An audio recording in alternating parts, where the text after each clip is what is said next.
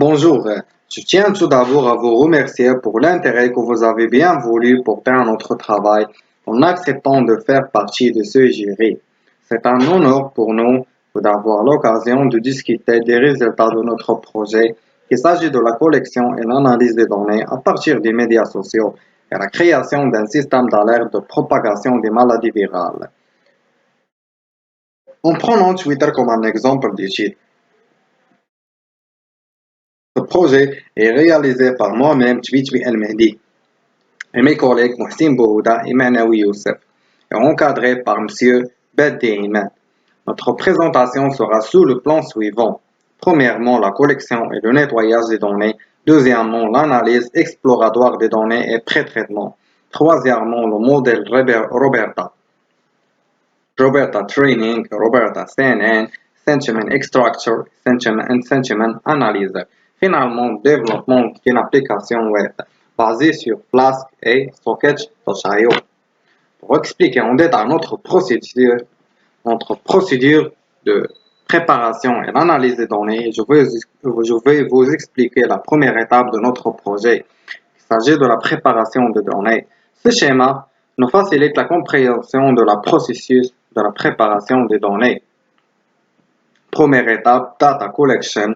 La deuxième étape, data processing. Et la troisième étape, data transformation. Chacun de ces étapes basées sur trois concepts.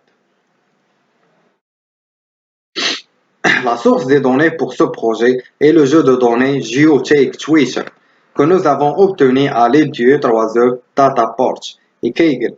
Ces données contiennent uniquement l'identifiant des tweets et le respect au score des sentiments pour rendre ces tweets utiles. Alors, pour rendre ces tweets utiles, nous avons utilisé le Twitter Iterate Rate ainsi que quelques codes en Python. Après avoir obtenu les informations utiles, nous avons catégorisé les données à partir de l'ancienne donnée en fonction de l'étiquette de localisation des tweets. Les données obtenues ont été normalisées et ont été modifiées pour les rendre adaptées à une analyse ultérieure. En effet, l'ensemble de données Twitch et 3 coronavirus a été téléchargé à partir de leur site web. Après l'inspection, il a été constaté que de nombreux Twitch n'avaient pas de valise de géolocalisation et que beaucoup étaient également dans des langues différentes de l'anglais. En raison de ce défi, pour obtenir des données appropriées, un nouvel ensemble de données nommé ensemble de données Twitch Geotake Coronavirus a été obtenu à partir du même site web. Ces tweets ont ensuite été hydratés à l'aide du logiciel Hydrator et également de quelques commandes en Python. Ensuite, des tweets en anglais ont été choisis au hasard et un nouvel ensemble de données a été créé. En outre, un ensemble de données contenant des tweets liés au COVID-19 en provenance de Maroc a été obtenu de Kaggle. Ces ensembles de données ont ensuite été nettoyés et normalisés pour le rendre utile pour une analyse plus approfondie. Maintenant, passons vers la deuxième étape. Il s'agit de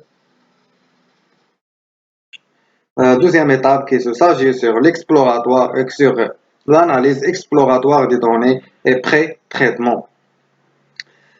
D'abord, l'analyse exploratoire des données de l'ensemble de données ainsi obtenues après le nettoyage a ensuite été soumis à une analyse exploratoire des données EDA.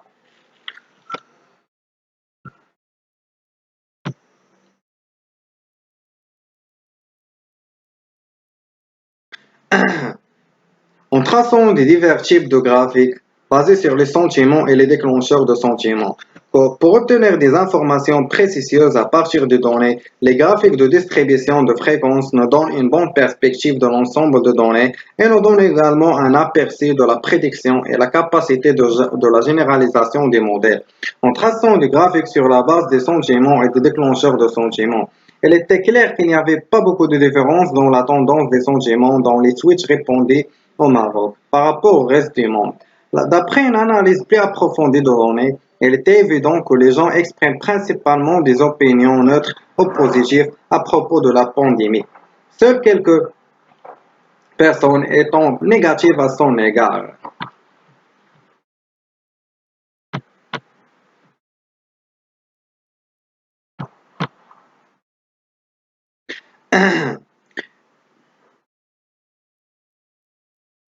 D'après une analyse plus approfondie des données, il était évident que les gens expriment principalement des opinions neutres ou positives à propos de la pandémie.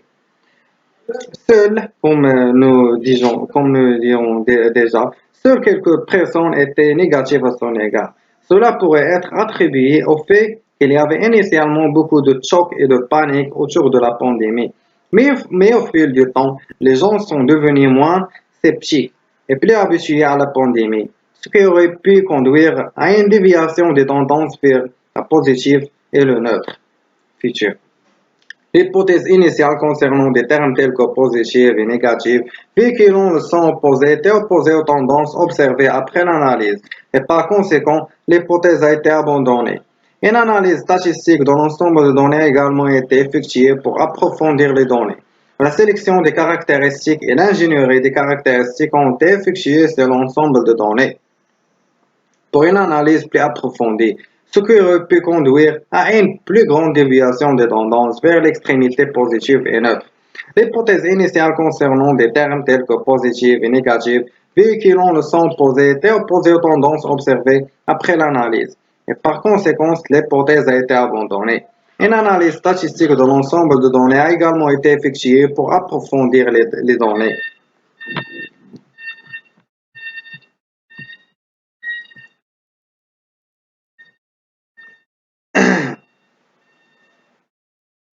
L'hypothèse initiale concernant des termes tels que positif et négatif véhiculant le son opposé était opposée aux tendances observées après l'analyse, et par conséquent, l'hypothèse a été abandonnée. Une analyse statistique de l'ensemble de données a également été effectuée pour approfondir les données. La sélection de caractéristiques et l'ingénierie des caractéristiques ont été effectuées sur l'ensemble de données pour une analyse plus ultérieure. Maintenant, on laisse la parole à mon collègue Manawi Youssef. Merci. Bienvenue, je m'appelle Manawi Youssef.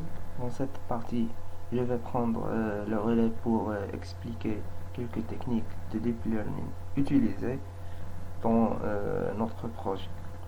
Alors, nous aurions pu utiliser un modèle statistique standard comme l'algorithme Random Forest qui réduit la variance des prévisions d'un arbre de décision seul en améliorant aussi leur performance. Mais au lieu de cela, nous avons décidé d'utiliser des modèles de langage avec l'apprentissage de transfert, c'est-à-dire NLP. Comme vous voyez ici un petit historique sur le transfer learning. Alors pourquoi l'apprentissage de transfert? L'apprentissage de transfert, pour comprendre quoi, je vais vous donner un peu de contexte. Tout a commencé en 2018 avec le modèle ULM Fit. Depuis lors, les modèles langage et les transformateurs, transformers en anglais, ont été à l'avant-garde du traitement du langage naturel NLP. Alors, comme vous voyez, depuis ULM Fit, l'apprentissage par transfert est devenu très populaire en NLP. Bien, alors, on passe au slide suivant. Alors, pour ce projet, je vais vous introduire notre approche pour l'apprentissage transféré, AT. Pour ce projet, nous avons utilisé un modèle Roberta avec une combinaison d'air rapide d'avoir des transformers de phase. Donc la phase de décortiquage nous fournit l'état de l'art écrit des modèles NLP, tandis que phase IA nous fournit des outils puissants pour comme le taux d'apprentissage discriminatoire et le DGL, c'est-à-dire en anglais phrasing. non graduelle pour la formation morale. Alors pour FastAI, bien que les modèles de langage soient puissants, FastAI ne les intègre pas tous. Heureusement, Hugging Face a créé le plus célèbre bibliothèque Transformers, anciennement connue sous le nom PyTorch Transformers ou PyTorch Pre-trained BERT. Cette bibliothèque rassemble plus de 40 modèles NLP pré-entraînés, comme BERT, GPT, Roberta, qu'on a utilisé dans le projet. L'implémentation offre des utilitaires supplémentaires intéressants comme le tokenizer, l'optimisateur ou le scheduler. Donc voilà. Donc la bibliothèque de Transformers peut suffire à elle-même, mais son intégration dans la bibliothèque FastAI permet une mise en œuvre plus simple, compatible avec les puissants outils FastAI tels que le temps d'apprentissage discriminant, le dégel progressif ou le temps d'apprentissage triangulaire incliné. Nous avons donc utilisé les Transformers, le transformateur FastAI et Hugging Face pour préparer un modèle Roberta pour l'analyse des sentiments Covid-19. C'est déjà dit ici. D'accord? On passe au slide suivant. Alors, la question c'est comment faisons-nous tout cela? La question c'est ça. Alors, tout d'abord, nous commençons par le pré-traitement. Data processing des données, dans le traitement de la base de données. Alors, nous reconnaissons les données à l'aide des tokenizers qui sont personnalisés. Puis, nous utilisons Custom Numericaler and Processor, c'est-à-dire un numériseur et un processeur personnalisé pour créer des poinçons de données. Ensuite, dans la formation morale, nous définissons un modèle Roberta pour le modèle training, donc un modèle Roberta personnalisé, et utilisons une formation de couches discriminante et un gel progressif, c'est-à-dire freezer, pour la formation morale. Ce qui nous permet pour la validation et result, nous permet d'obtenir une précision de validation de 95% et une précision de test de 97%. Alors en apportant des modifications et des ajouts nécessaires du modèle, l'analyse des sentiments peut être faite avec de plus grande précision en prenant compte la complexité du langage en considération. Alors comme vous voyez, on a des nombres qui sont très proches du réel, presque, comme vous voyez ici, on a 1. D'accord? Alors, pour le slide suivant, nous avons également voulu faire l'extraction du déclencheur de sentiments. Pour permettre ceci, nous avons utilisé un modèle Roberta CNN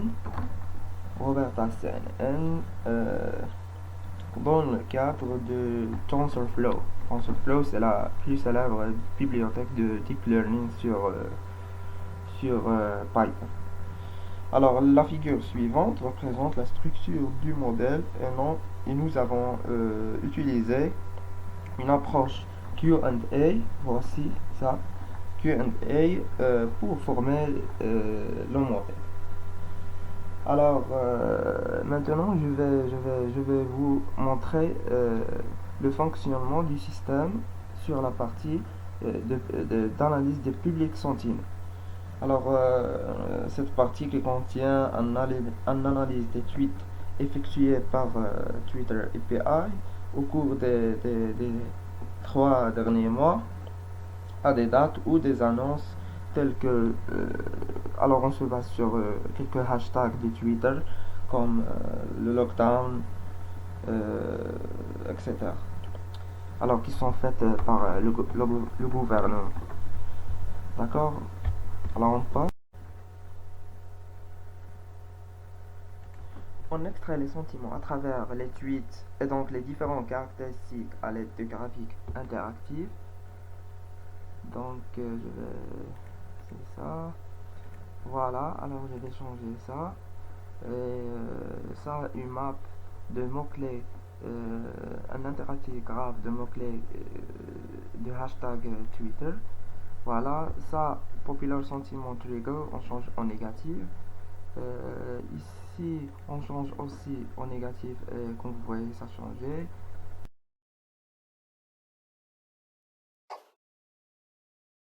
Bonjour, je suis Mohsin Bouheda. Euh, dans cette partie, la troisième partie dans le PFA. Maintenant, je serai expliqué à propos de l'application Web Flask Stock EU. Structurée dans toute l'architecture, nous avons le machine learning, backend et modélisé la capuchon de Flash, le socket tot et on structure le serveur et que le site web frontal, ce qui frontalement arrive, c'est que lorsque nous utilisons activement le site web application Flask, on voit qu'on monte via la socket au serveur et obtient les tweets du serveur, les traiter à travers le modèle d'apprentissage machine backend et afficher le résultat sur le front. Site internet, voyons maintenant une page qui utilise le Flask App et socket.structure.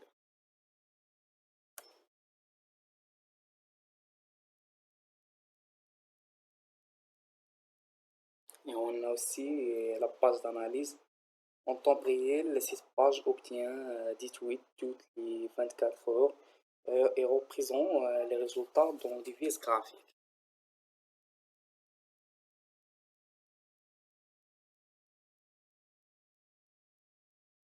Et pour sur cette page, la page d'analyse de flux en direct, c'est la page où les tweets sont extraits toutes les 5 minutes traitées et un paragraphe élevé utilisant des JavaScript et représentés.